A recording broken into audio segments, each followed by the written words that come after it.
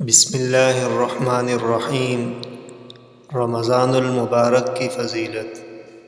وعن ابی ہریرہ رضی اللہ عنہ قال قال رسول اللہ صلی اللہ علیہ وسلم اذا دخل شہر رمضان فتحت ابواب السماء وفی روایت فتحت ابواب الجنہ وغلقت ابواب جہنم وسلسلت الشیاطین وفی روایت فتحت ابواب الرحمہ۔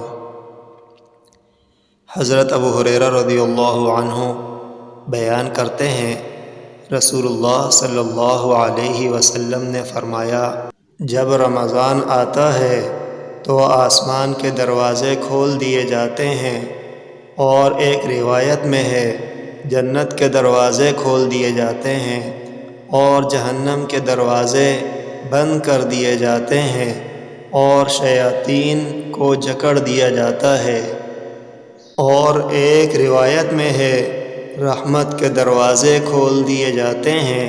متفق علیہ۔